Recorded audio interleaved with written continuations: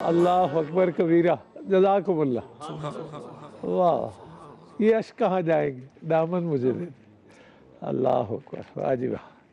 अस्सलाम वालेकुम जी। ये देख लें आप भाई, ये रंग है जी, ये है रमज़ान का समा। अब ये नहीं मुझे पता कि ये आप इसको कैसे लेते हैं या कैसे सोचते हैं, लेकिन हाड़ा ही है अगर हम वो उसमें गए, जो कैफियत इसके अंदर है।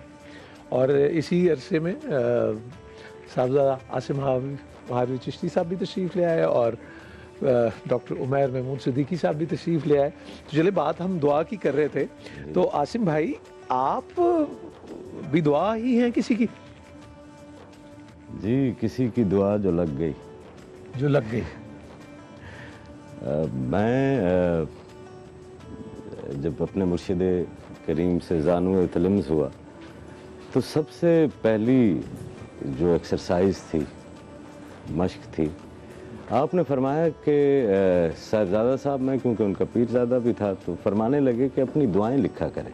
अपनी दुआएं लिखा करें, दर्ज कर लें मतलब? अच्छा। पूरा 1 साल मैंने जो भी दुआ मांगी वो लिखी। अच्छा जी। वो लिखता रहा क्योंकि दूसरा तो हुक्म आया नहीं था। तो एक दिन जब उन्हें याद आया तो फरमाने लगे कि साहबजादा साहब वो दुआएं अभी भी लिखते हैं। मैंने कहा जी हजूर। तो फरमाने लगे कि अब उन्हें पढ़ा करें।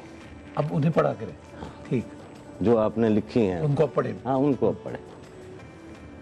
नूर भाई, अब वो जो दुआएं पढ़नी शुरू की, जो मैं 1.5 साल से मांग रहा था, तब जाके एहसास हुआ कि दुआ तो कोई भी नहीं मांगी। मैंने तो कोई दुआ नहीं मांगी जी। ये कैसे हो सकता है कि मोमिन जो पूरे का पूरा मोहताज है। देखिए, अब तो हम इस दौर में जिंदा है ना कि जहाँ पर वो सेल्फ सस्टेनेबिलिटी और सेल्फ सफिशेंसी के ऊपर जो है हमें तालीम दी जाती है जी। मोमिन तो कभी सेल्फ सफिशिएंट नहीं होता।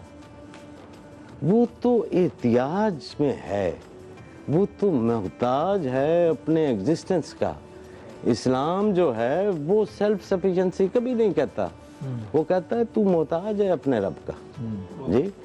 तो मैं जिसका मोहताज हूँ, जो मेरा मोहताज इलाह है जी, वो मेरी नहीं सुनेगा तो और किसकी सुनेगा? जो समी है, वो कहते हैं मेरा अल्लाह मेरी सुन नहीं रहा। अलीम है, सही। यार कैसे नहीं सुन रहा? वो अलसमी होकर नहीं सुन रहा, ये तो उसकी सिफ्त का जो है तू इनकार कर रहा है। ये जब हम कहते हैं ना अल्लाह मेरी सुन नहीं रहा, बहुत सारे लोग आते हैं, वो ये शिकवा करते हैं कि जनाब हम इतने अच्छे काम भी करते हैं, नमाज भी पढ़ी है, सदका जो है वो भी दिया है, लेकिन हमें तो कोई अजर नहीं मिला।